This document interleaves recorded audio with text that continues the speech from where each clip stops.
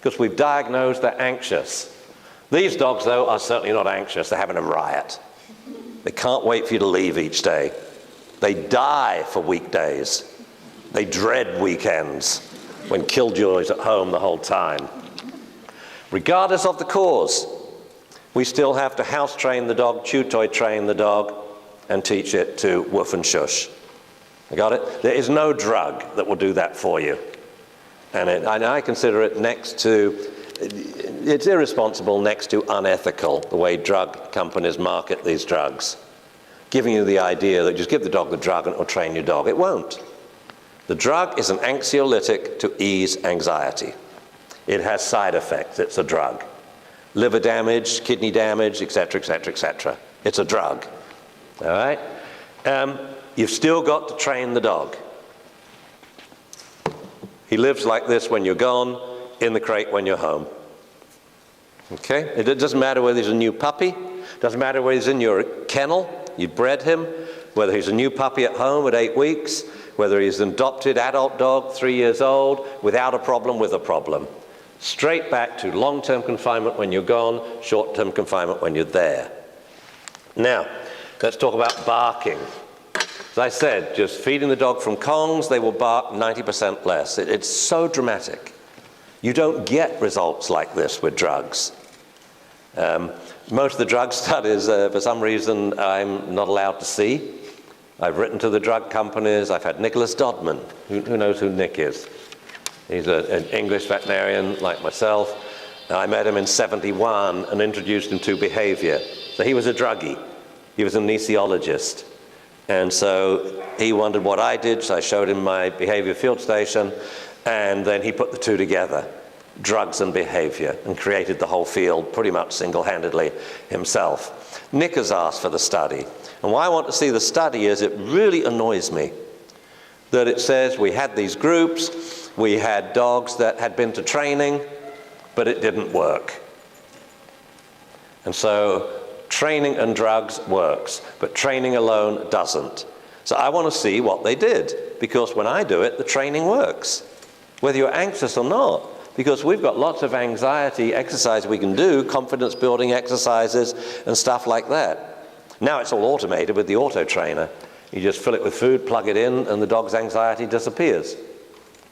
You know, and the barking just disappears along with it, as does hyperactivity and pacing. So it just calms the dogs down. In fact, the button you push is calm me. So all you do is fill it with food, plug it in, and press the button calm me, and you have a calm dog that's not anxious anymore.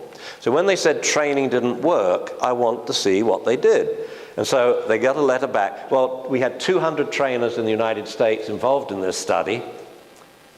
I said, who are they? Oh, we can't divulge that information. So lecturing around the States, every lecture I did, I said, did anyone take part in the Clomicalm study? I haven't found a single trainer yet. I mean, I'm sure if there's 200 trainers out there that nearly all of them know who I am and have been to my seminars. I mean, I'm not well known with the general public anymore, you know, apart from Japan. That's been a lot of use. But most doggy professionals know me. A lot of vets know me. Most trainers know me. And so I'm doubting whether the study was even done. But to say that training doesn't work, I'm sorry, you are not saying that. So there you go. Barking. We've reduced the barking. That's okay for most people. So he's not a recreational barking. You know, one of those annoying dogs, you know, woo, woo, woo, woo. Pause so you can get back to thinking, and woo. And it just goes on and on all day long. Totaling, like I had one dog who averaged 1,132 barks a day. Oh, the neighbors must have been wanting to commit harry-kiri or drink a bottle of scotch or something. And we gave him his, I timed him, I counted the barks for 2 days, or my computer did, and then we fed him from Kongs. It dropped to about 150 in 1 day. I mean, straight away, you've decimated the number of barks. However, for a lot of people, the barking is they're worried about it, because the dog is barking at people. Okay? So if the dog's barking at another dog, fence fighting, the solution is house train the dog, bring him inside. You know? If you go out with, you know, my dogs don't go out on their own. unless I'm not there. But when I'm home, they want to go outside, I go with them. Sit and smoke my cigar. There's loads of rules outside. You know, places they mustn't go, things they mustn't eat, and so on and so on.